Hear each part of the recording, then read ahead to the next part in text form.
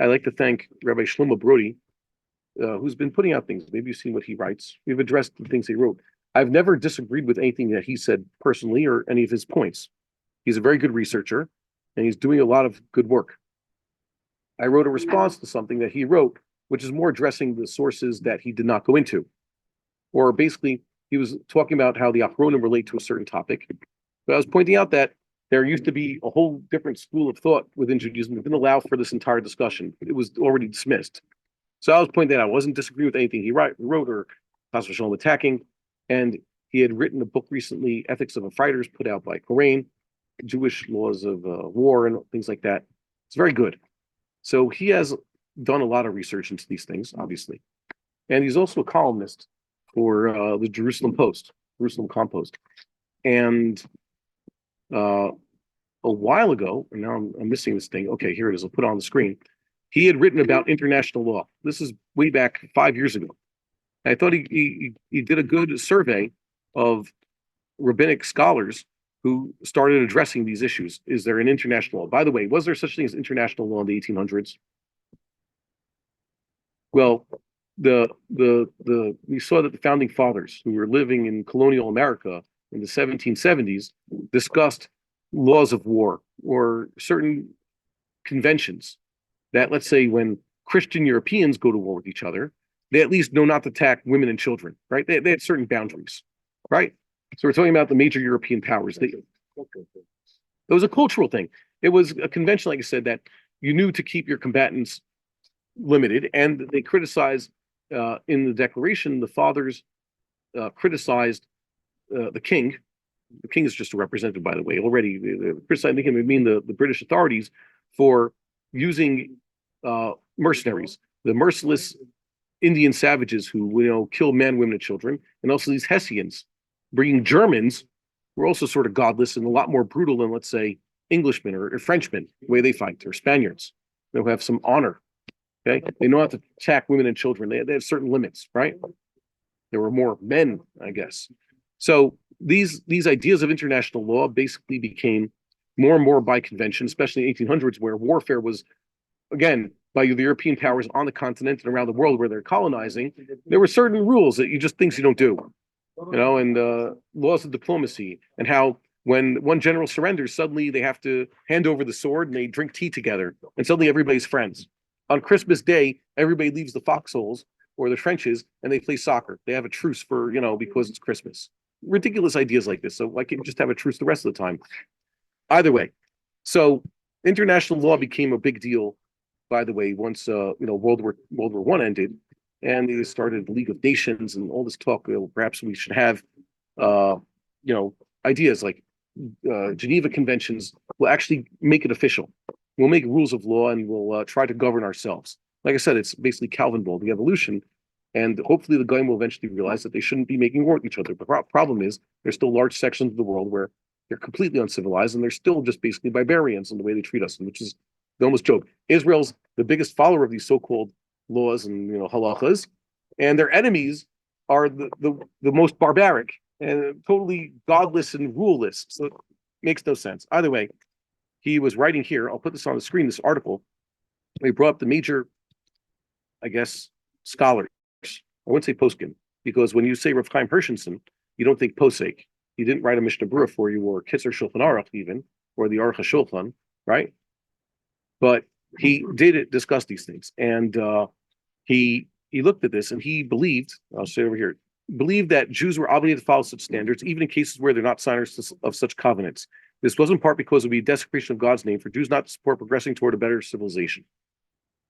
That's a good argument. What's the counter argument? Those of us who believe that Jews are not bound by,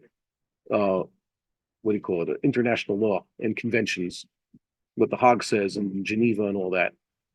He says it's a chil Hashem if we don't go along with their progressing toward a better civilization. The Goyim come to the conclusion that this is wrong way to fight. So we have to go along with this. What's the answer? We do not take our musr from them. Okay? Yeah. Esav is a good faker. Remember, Esav, or better yet, Esav is falsely pious. Remember the Medrash says about Esav, what do they describe him as? Pig showing his hooves. Look, I'm kosher. Or asking questions of ostensible halachic sounding questions of his father how to tithe his salt, right? So too, we don't see that, oh, the nations have come up with rules of warfare that makes things more civilized and progressive. We don't care. I think so. We would say that Rav Hershenson is mistaken in this thing. And then he pointed out when Jews sign covenants, they're further bound to uphold them, even when its provisions are endorsed by Jewish law. I don't know of such examples. I think that's a misreading of this, which is why I put together some sources, which we'll see. He first mentions this. A remarkable case in the Talmud describes how the Jewish people suffered because King Saul had violated covenant with the Gibeonites. What's it talking about? The Gibeonites were given protection by Joshua. They swore to them. So we had to uphold our covenant. There was nothing against the Torah law in that case. Remember, I think this is also misrepresented. The Gibeonites could have made this offer. They didn't have to trick the Jews into making this thing.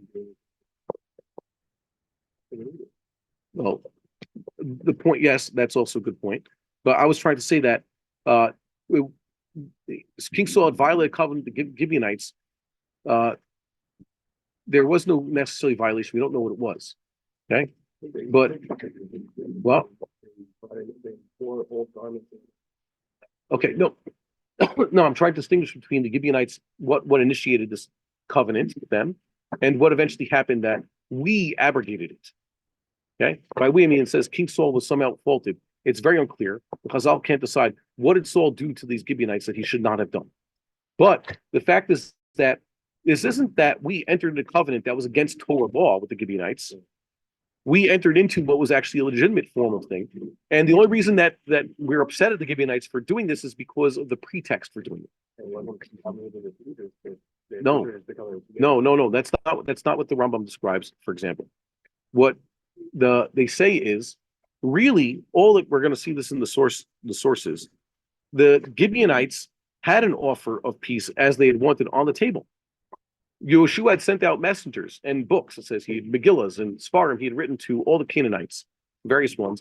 Whoever wants to fight. Whoever wants to sue for peace that is on our terms, you're welcome. Here's the terms. And whoever wants to run away, run away. 3 options. So the Gibeonites had the sue for peace terms. They could surrender, accept whatever it is they were going to surrender, and that's it. And we would have done it. But the Gibeonites were apparently unaware of this offer, and they came and using trickery signed the surrender, misrepresenting themselves. So the Nesiim and the rest of the people thought, we don't have to honor our deal with them, our oath to these Gibeonites, because we entered it under bad pretext. They tricked us into it. But the halacha was, just because they had come on a bad pretext and they had used deception to represent themselves, they misrepresented themselves, the result was the same. If they had come and represent themselves as they are, who they are, honestly, we would have given them the same terms. And we would have sworn by God that we will not hurt them and all that. So that's what it was. I think so. It's very important. So the point here was when Jews sign covenants, they're further bound to uphold them even when its provisions were not endorsed by Jewish law. That's not what happened with the Gibeonites was not such a case. What happened with the Gibeonites was provisions were endorsed by Jewish law. That's what I'm trying to say.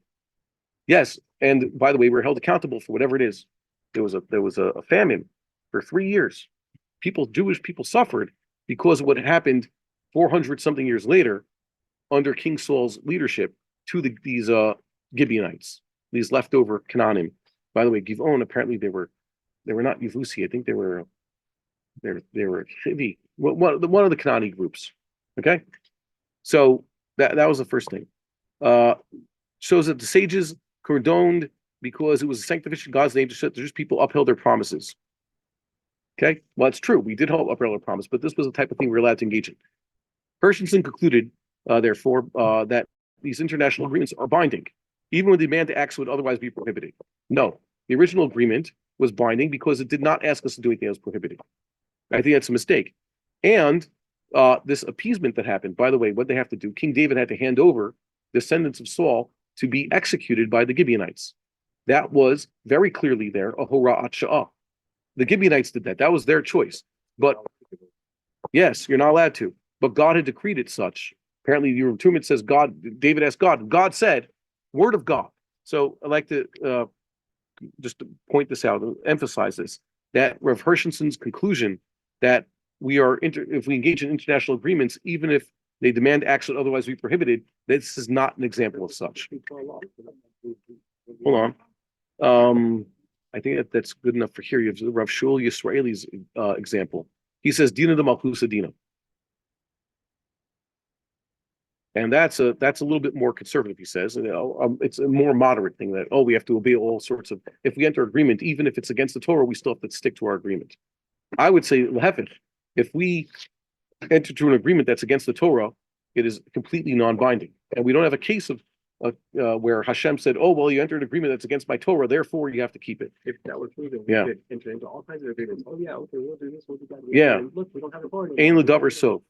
So we have a few minutes left. I'll put this on screen. I'm sorry I don't have it there. It's so much here. Like I said, we have a backlog of items over here. Let's see this over here. I can't seem to open it. This is my own stuff.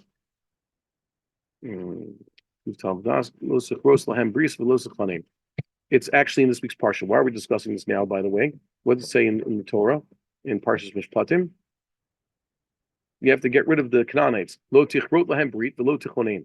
Sorry, that's in Devarim. In this parsha it says, Lo tichrot lahem v'lo lahem brit lo yeshavu ba'artzecha. Don't cut a deal with them or with their gods. Cut with them or their gods. How do you cut a deal with their gods? So the post can say, I'll read you what the mitzvahs, the Rambam's formulation of this mitzvah is. The 48th thou shalt not is Sheis Harnu Milch Rot Brit. I'll share this on the screen. I'm sorry I didn't share this with everybody. You can't enter into a brit with them. By the way, this doesn't mean a treaty. All these things, but it says in the Torah, Lo tichrot lahem brit. And it says twice, don't cut a deal with them, in both in Exodus and in Deuteronomy. And then we're discussing these in Halacha. Lichrot brit does not mean an international agreement, or even just between us and some international. I mean, many countries. I don't even mean between us and another country. Shlomo Melech's time, he was not engaging in a covenant, an international treaty that actually governed even Torah law. That was just economic. We're allowed to trade with them. If they want to have good relations with us and not attack us and have an economic relationship with us, that's totally fine. We're not obligating ourselves in any way. When it says don't cut a deal with them, what does it mean? He says with the kofrim, to allow them to continue in their heresies. It means they don't believe in God. Kilomar Shiva Amamim. By the way, at the time this was speaking about whom? The 7 nations. It says Lo tichrot lahem brit. It says also in Devarim that he's quoting this one. B'chvar bi'arnu mitzvah say number 187 that it's a mitzvah to actually make war with these Canaanim and get rid of them. Okay, and he says even though it says Ro'i limnoto ve'eno kimitzvot sheinan nohagot l'derot. This mitzvah of don't make a contract with them, don't make a deal with them, whatever this means, applies all the time, even though there are no Canaanim left. Why? 2 reasons. Even though there's no Canaanim left, so there's no mitzvah to get rid of them, we didn't know that they would eventually not be them. Canaanim persisted for like a millennium after Moshe Rabbeinu. Secondly, there's still other people who step in for the Canaanim. People who are rivals for the land are like the Canaanim. We still have, like Rashi says, and the Rambam point out, you still have a mitzvah of kibush haaretz and get rid of them. Because they're you don't have to kill all the men, women, and children like the Canaanim, like we pointed out. In the Malikim, you have to kill men, women, and children. If it's another national group, so the women and children are allowed to live. And we actually see this in Hilchos Malachim, in the 6th parak. The Rambam says that this kritat brit is basically the offer of them to peace on our terms, like the Gibeonites. So yeah, there was a kritat brit that was cutting a treaty with the Gibeonites, but it's not the way everybody here is imagining it. That is, the Hague will legislate how wars can be conducted and what's considered occupations and illegal transfers, all these rules and what weapons you're allowed to use, etc. Phosphorus, white phosphorus, and all that. That's not what the Torah says as a treaty. A treaty is and always was. You could look at this and read this. It meant that we offered them to surrender on our terms, and then they could stick around if they give up the avodah zarah and all the other averos. And they have to pay taxes, and they don't have certain civil rights. They don't get to vote. They don't have a say in the government. They're subservient to us, second-class citizens. And he continues, says, "V'asr l'shaker bivritam u'lechazev lahem." What the Rambam calls shalom at the beginning of this chapter, offer of peace, which Yeshua gave to all the Canaanim, and which the Gibeonites accepted, sort of, is called a brit. Okay, because once they've done this, once they've accepted this properly, so they're now Geri Toshav. They've accepted the 7 commandments, which, by the way, also I says doesn't fit with what Rav Hershenson had written. What we entered with the Gibeonites was entirely according to Torah law. The problem was the fact that they tricked us into it when they could have just been honest and they would have gotten the same thing. And he continues with the Chemes Rishus. He points out the difference, like I just said now, that killing the men, women, and children is only for Amalekim and Canaanim, 7 groups of Canaanim. But any other national entity, you let them live. And over here, he mentions this Gibeonites thing. Here's the important point. The contract with the Gibeonites was halachic. It just was wrong. I'll read it here. Why the Gibeonites have to cheat to get into this contract? The offer was on the table. Because they had maybe saw the original emissaries who came with Joshua's offer. They didn't accept it. They didn't know what the Jews were actually saying. They didn't know what we're offering them halachically. They thought this was an offer of peace. The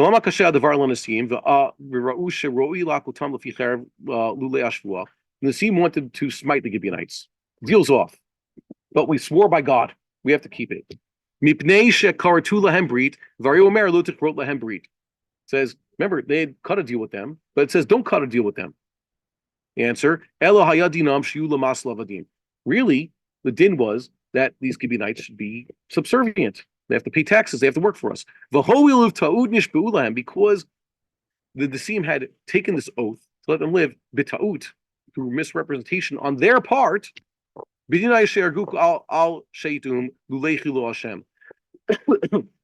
should have punished them, but it would have been a chil Hashem if they didn't keep this deal. Understand this. I can't believe people misunderstood this. That once again, the Gibeonites basically got the same deal they always would have gotten. We did not give them any condition or agree to anything that we would not have agreed to. That was against Torah law. The only thing was that because they were liars, they should have been punished in some way. But we can't punish them because we already gave them the deal.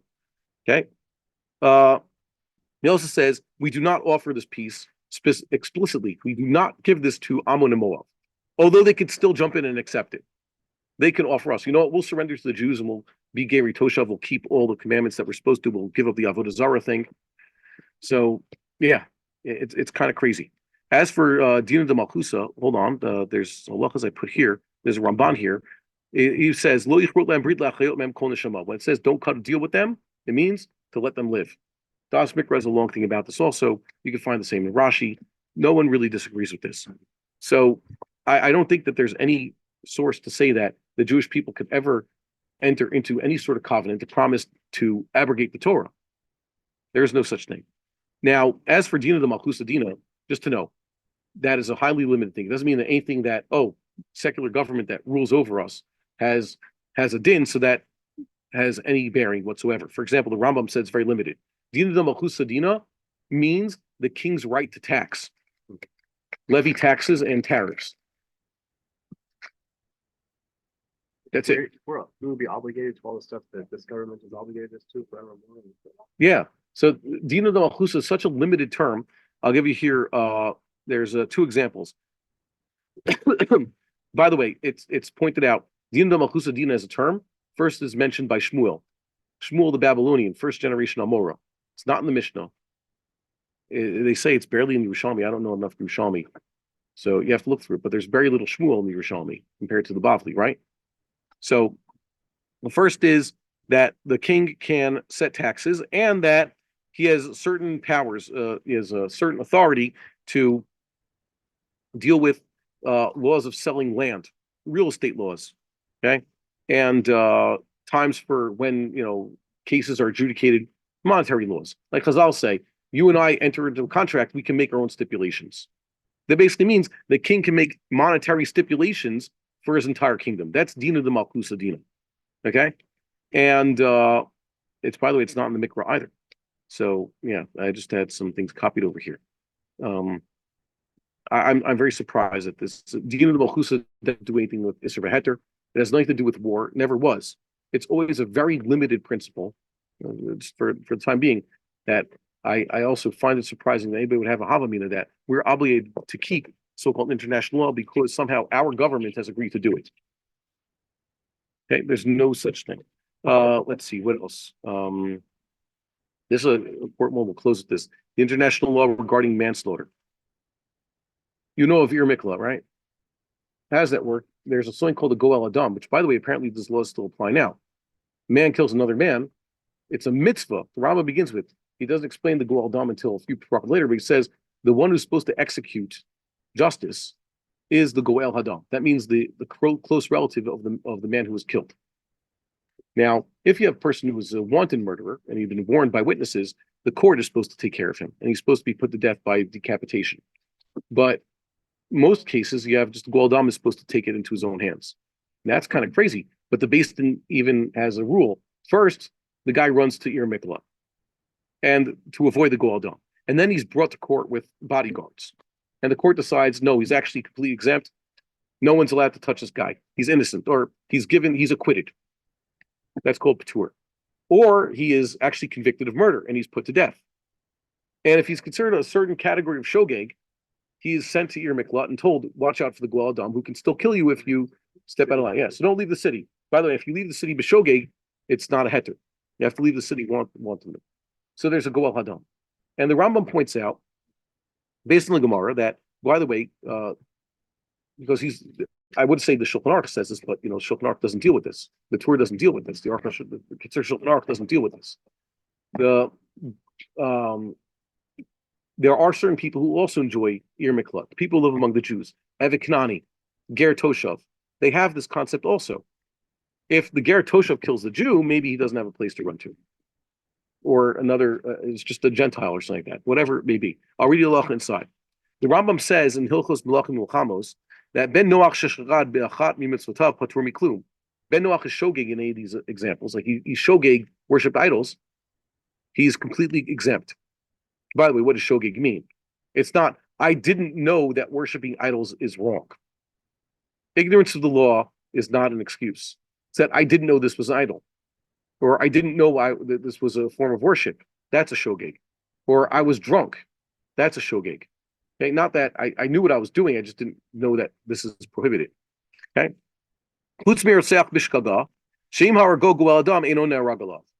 If a Gentile accidentally kills, remember his claim is, I didn't know there was a person there.